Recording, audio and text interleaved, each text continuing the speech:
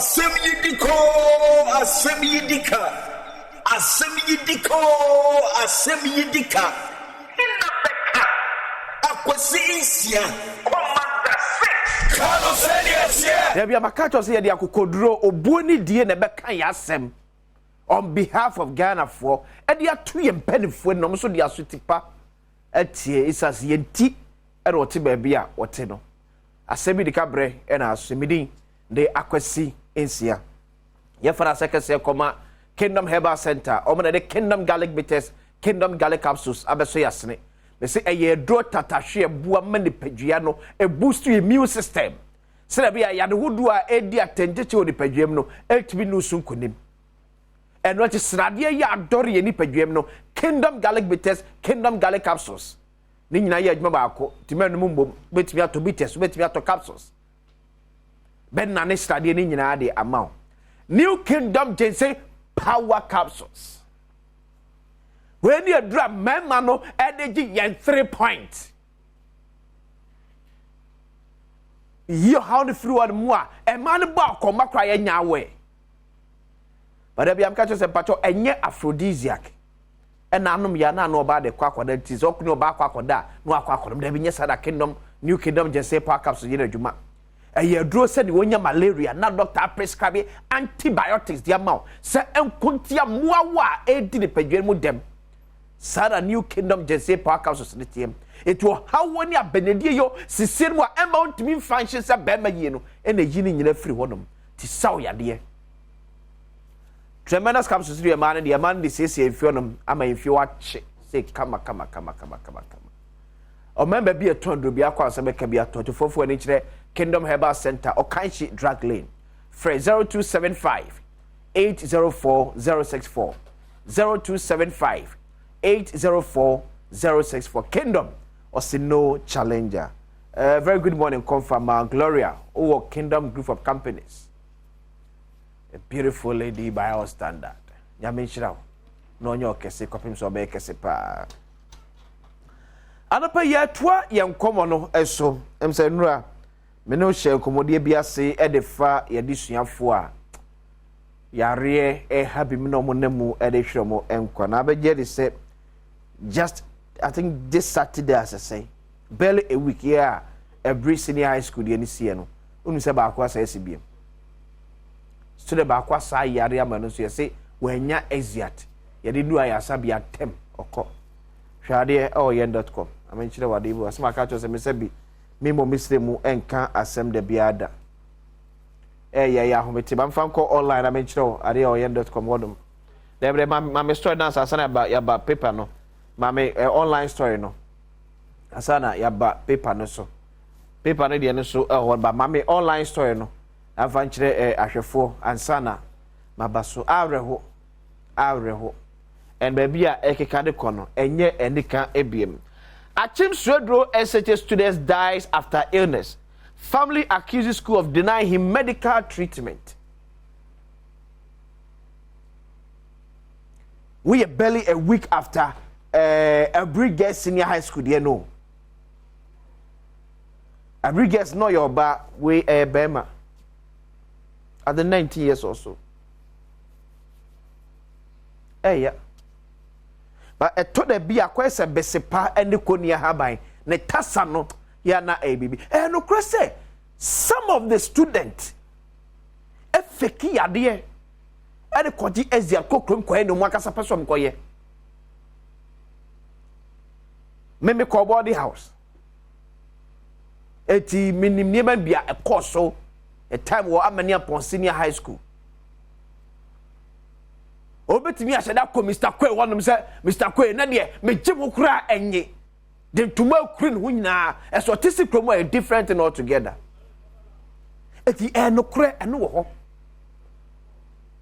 ena sanso ye no kura se ye bofa mi wo so a yare hye wo ho eno so ye no kura and it's remember the young sa kwada bi e twantrom anaso wo ka no kre e fa yare ono body ama no no e ye se asepeti na wo school betimi a kire se ampa esibese anaso benti wo yare anaso nyare wey and member to say how for me fan chair but we say you blunt ye nyina ye ka no credit kire ho on say NSC ya wo fo ni bi ani abre and am ban GS yet and also yare and also a hospital and school see man nko ba ni say awofo ya and akwadai pie ye and asem koto mo be ka chechafo say ye de ma agamo na mantumi ahwe nkwada ne ye sinam di ka be ka to say akoye besepa ene koni haban na tase no ebru nyansafo tase eti no me ka to say me de anasefo no nko na Ghana herself edi ma say omo emane some of the schools na ewo sick bay ni ade no enya on mame na schools be bre su kra be kwa na student kwa na mane ho no ade para ko mo ven say am bi ne J ene gu no some of the schools be kwa na be a student kra ebe su teachers na bi na ya panu bi aka je say de on ba na wa free from enye ne papam because you ntimi ntrase ma ye mofra ya sabi yesi ye chichire oman ba pa oman de ahwo mo sa daache and the way the team enkosi dabe and no me make this appeal say awofo nyintum na bia say a term awofo ko betwa be say 100 Ghana cedis and they support ye ma apom the school but maybe old one be at the near fee kakra me hu there but so na me kasa phone so just say obi na near fee na wako school so no see because of the free city high school tino or say ma ban me am see yes no kra ma me no kan ye no kra pa eni ko say bibia ba the free city high school no but pempe so na ba be no aban si kan che da ho nyo sa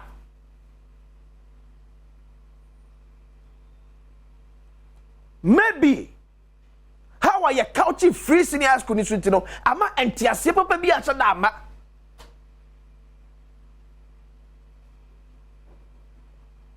ye mo fa ne die mia ye mo fa ne bre as peti ne kura wa bonten e ne papa say as compared to sick bay na school wonom no me so first school seniors high school baako ye mo free wom e ye 3000 na say a term ye be span between be say 3 to 4 months akwada bi etwa 100 Ghana cedis for the whole term no school be generate about 300,000 Ghana cedis. Tell me send to me you from school now when it comes to healthcare. And I'm telling you to employ doctor ni ankasa. I don't quit a tips company, most of them are assistant doctors now or more money honum. You bet me in your binum. I'm a best sour. Near Yassi, I don't know, I shall nurse a 4 and a teacher for some schools and a student.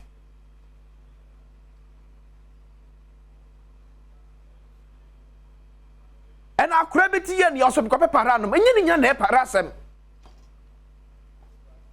And you need a parasem. And be a beyond para. But one of the men will say, Sati pay a yakwa day, and you're beyond para.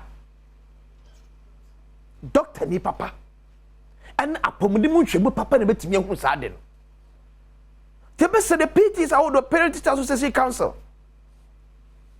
at least mu mention wonya bibi because yeah too much we be say 1 week or so enkwada me 10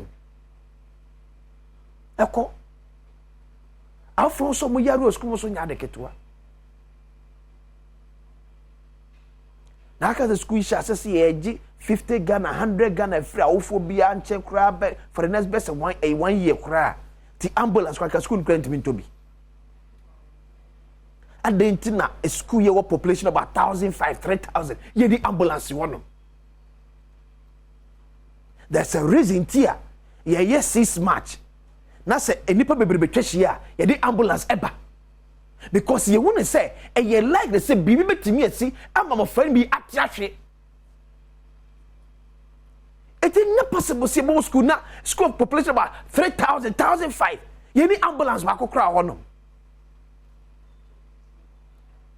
so make us say parent teacher association council esremo yanhwe na yenhu ko betimi afaso a obetimi say side onyesa na ye ka se ni nyina ye twesa ba ma ya ababeduro na bia emergency mu but anu na me ka asem we kire o Amemfi Central asem me kona abadwafo ne wo matara se atwe enkomo ma wose CID fo mpanifo aso enhwemu omo eye de fa ma Joanna eho ye omo eye ye bese sa nhwemu no enkoso na mo ba bia me se me interest wo ba bia ekuritia Ghana amamra se no kura se ma me nampa wo 4G electoral commission ID card dia and a serious ma NDC as a political party e ma Joanna kasemu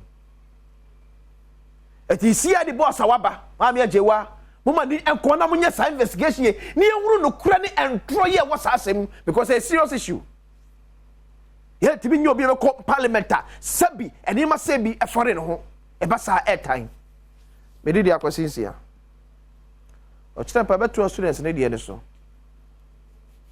cause mo friend de e asemwa father secretary come Kingdom Herbal Center over the Kingdom Garlic Bitters, Kingdom Garlic Capsules, New Kingdom Ginseng Power Capsules, and a faith tremendous capsules best we are saying.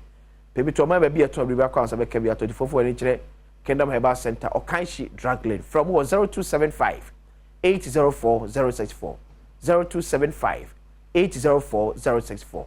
Pese mu etwaso.